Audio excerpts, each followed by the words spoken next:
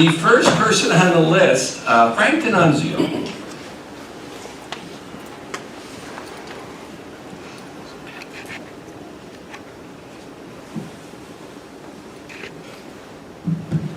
I intended to be here to speak to the board tonight, but I wasn't expecting or intending to be the first one up. So, first of all, I want to thank you for providing the opportunity for us to address the board.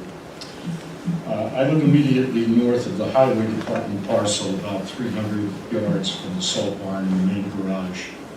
I've been there for nearly 46 years, and throughout that period, I wouldn't have even known that the garage facility was there for the most part.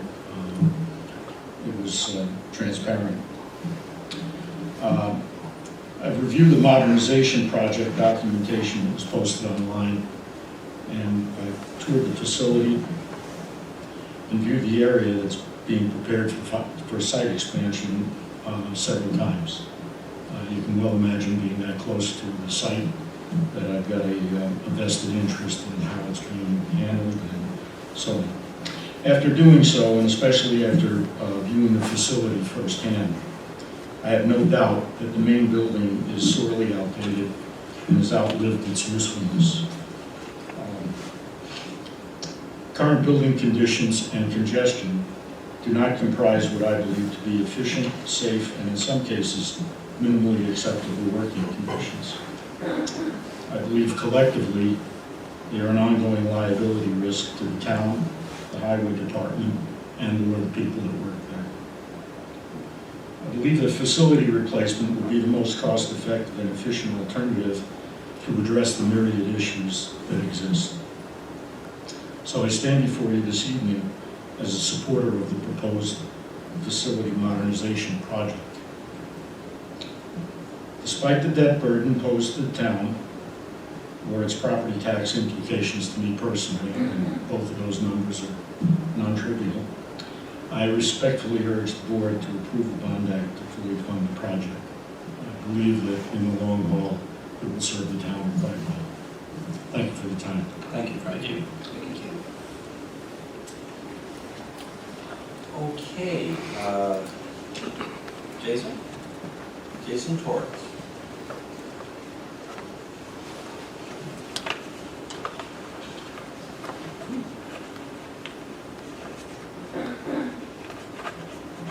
Thank you to the board for the opportunity to speak tonight.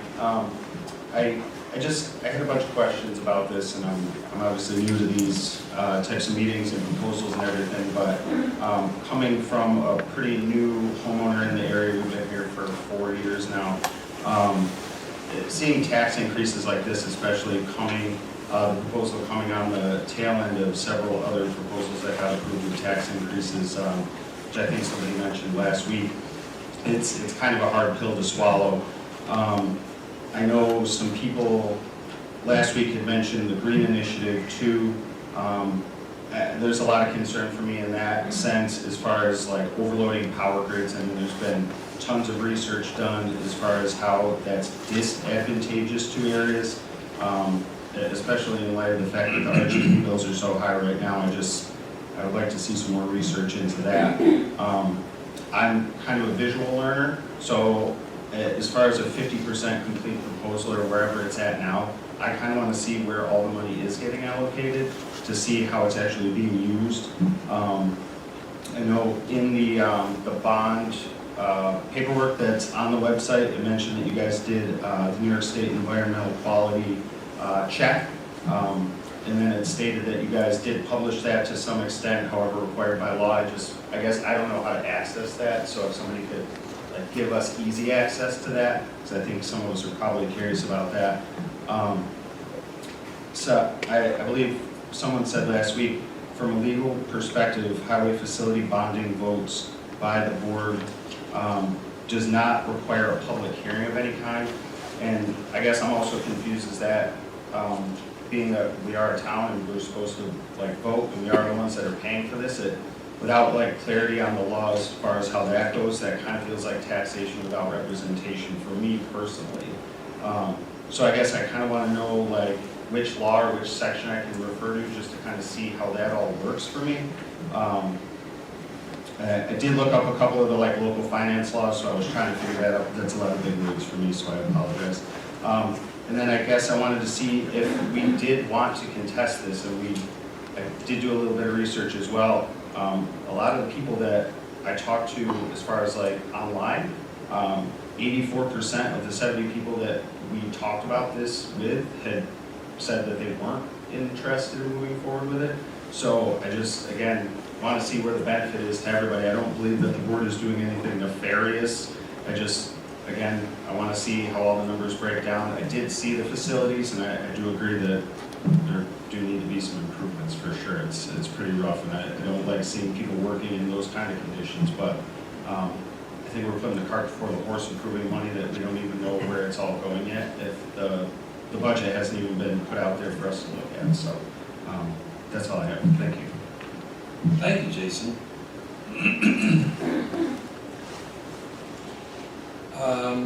Jane Taylor.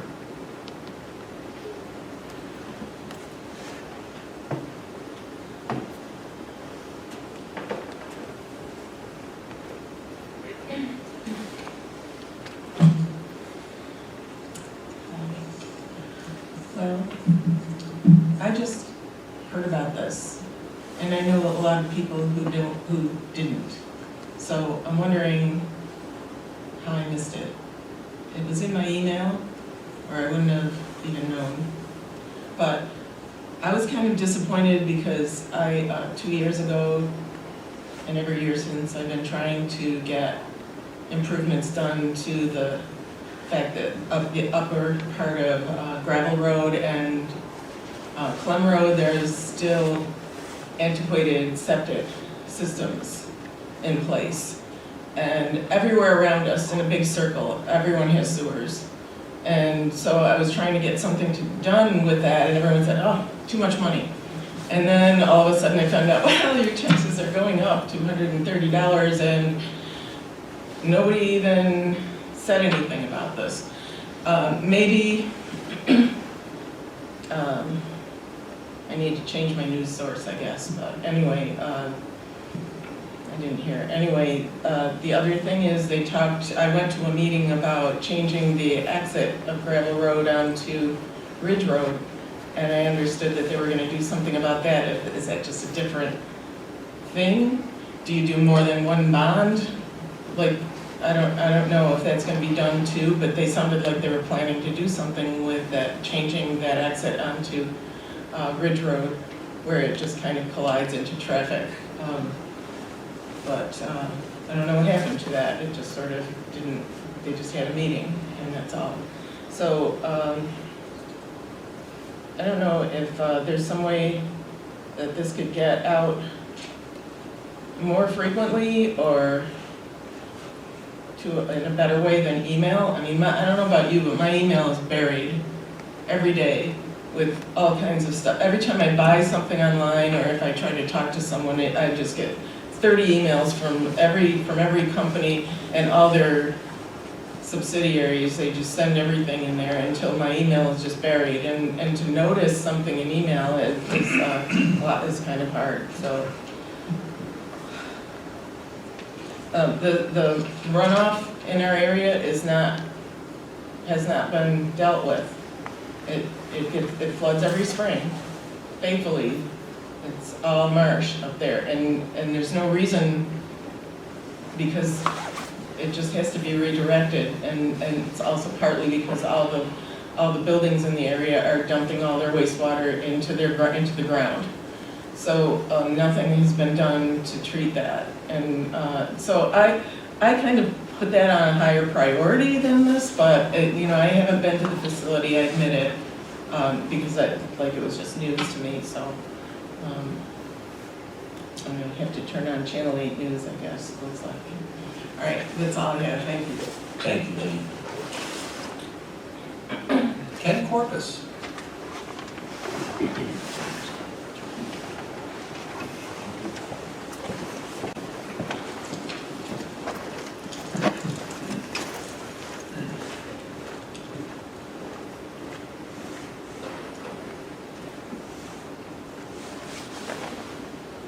Hello again. I think, I would have to agree that there's definitely a need for a new garage. I don't think anybody can look at the pictures or visit the site and see that it's old, it's outdated. There's actually no fire suppression in the building apparently, which is, I don't understand how that's been allowed to exist, especially given the situation in Arundecoit. But I think what I am concerned with is the way that this has been rolled out. I said this before at the sewer, and I said it again at Sandbar Park. This was rolled out at a town board workshop on September 9th, where no residents were allowed to speak. Then it was brought before a town board meeting where the agenda was changed at the last minute, which is another thing that occurs a lot, for people to come in and talk about it. And then you converted this meeting, which is supposed to be a workshop night, into a town board meeting. So it's only been 14 days since this agenda has been out there for the public. And as you can see, some people weren't even aware of it until they got a strange email from somebody. The project and the budget still lacks details that I mentioned last week. There are several items that are listed on the project, but no dollar item or line item. New storm water treatment facility, improvements to the main building, and a fuel island. There's still no dollar amount associated with those. The amount of money that you're going after for the bond is $188,000 more than the total that you came up with for the project, and I'm just curious what that money is going to be used for. Also, it mentions the highway department generates between $800,000 and $1 million a year in revenue for the town, which they've done so probably for 20 or more years. It's a lot of money, and it would have been nice to see maybe that money to use to defray the cost to the taxpayers. And you're going to take out a bond for this for 30 years, but let's be honest, it's not really a bond, right? It's additional tax. And I say that because after 30 years, the amount that's going towards that bond is not going to come off the tax rolls. Just like the two bonds that are supposed to come off now, the $1 million to purchase land for the Sandbar Park and the library bond. When those come off, I don't see the budget going down any. So this is literally a tax increase. So if I could take a minute, I'd like to do a little roll today. Let's pretend that the board, you're planning on building a house, and everyone else in this room is the bank. And you are applying for a home mortgage, but you only have 50% of the plan completed. So who in this room would like to give them the money for their house to build with only 50% of the plan completed? Okay? So that's what's happening here. We have 50% of the plan completed, and you're going to spend $28 million. And I know I've said it before, I'm here because I have an 88-year-old mother that's living on a very low fixed income, and these increases eat away at what she's making, and I'd like to see some more detail before I could say if I was for or against it, because right now I'm kind of in the middle of the road. So you had $44 million in the sewer project, $28 million in the highway department, $11 million in the Sandbar Park project without a restaurant, probably $1 million for the comprehensive plan, $3 million for the Vosburg pump station, and if you include your proposal for an ambulance district, about another $1 million there. That's $88 million, and that's all extra tax money. So even though you say it might be $100 a year, most houses are worth more than $200,000, so I think the average homeowner is going to see more than that. And as I said before, I mean, I just would like to see more details. I don't know why there was, I mean, you did a great job putting the pictures together and everything, and I think that, but there's just not enough line item detail in the budget. Because if I was sitting where you were and I wanted to vote on this, I don't know that I would vote for it, just for that reason. So, have a good night. Thank you. Thanks, Ken. Okay. Tony Hubbard.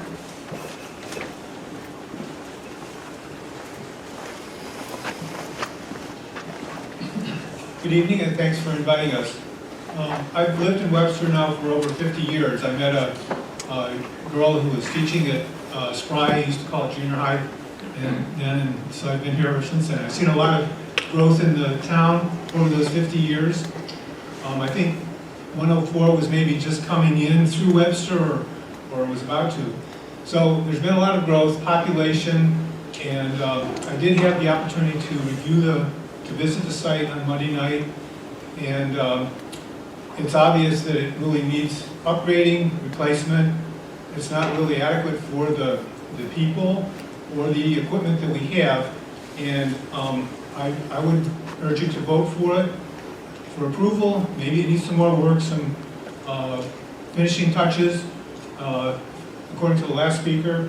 And I think it's important too to consider other revenue sources such as state, federal, and possibly even county funding, and to keep it as low as possible for the tax burden. But I think it's sorely needed, and I encourage you to continue your work with it for eventual approval and upgrade of the facility. Thank you. Thanks, Tony. And the last person I have, unless somebody else came in and wants to sign in, is Ron Webster.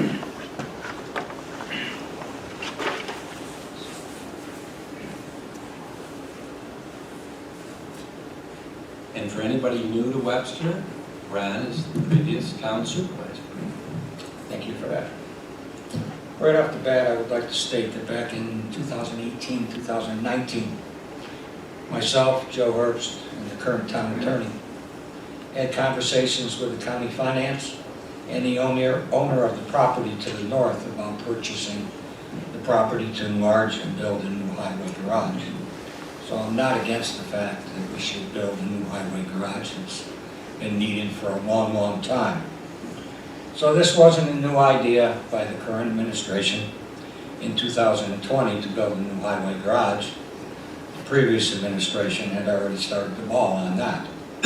In fact, Joe Herbst left 2 binders of information of his 40 years of experience at the highway and what he thought should be included in a new highway garage for the new highway superintendent. It's also been about 5 years to get this. It's also been 5 years to get this far in the design of 50% of the new building. And I question why this town board is not waiting until 100% of the design is done before going out to bid and bonding this project. By your own admission, this town board up to this point hasn't looked into green energy while 50% of the design is finished.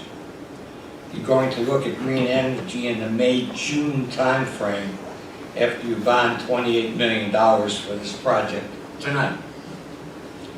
What happens at the May-June time frame? You find that doing some sort of green energy might bring a return on investment to Webster residents. Where are you then going to get the funds if you've already bonded $28 million tonight? Running Point Highway has solar panels on the top of their building, as you can see as you pass the building coming into Webster. And they must have thought of return on investment for their residents. Why doesn't this town board feel the same, I ask? All of you have been to Liberty Lodge, and that construction has piping in the floor and the sidewalk to keep the floor warm at a constant temperature and allows for no shoveling of the sidewalk. Did we look at this technology in this new $28 million building to keep the floors warm and reduce the gas costs? So let's face it, the vote tonight will be 5-0 with very little discussion about the tax implications to 16,500 parcels that will pay this bond for the next 30 years. This town board will be bonding at least $83 million in the next year, putting Webster residents in big debt for 30 years.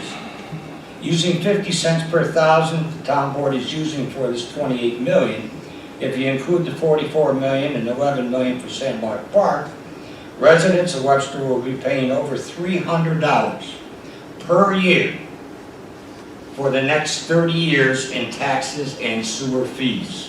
If my numbers are wrong, I'm open to corrections from this town board at any time. And I think the residents would like to understand how much debt we are going into the future on all three projects. But I'm sure there are members of this town board tonight that have absolutely no clue on what this 83 million is going to totally cost residents, and couldn't give us an answer if I polled each one of you. Webster is made up of 40 seniors, and this town board also represents them. And you just put them in debt for the next 30 years while they struggle to meet current economy needs.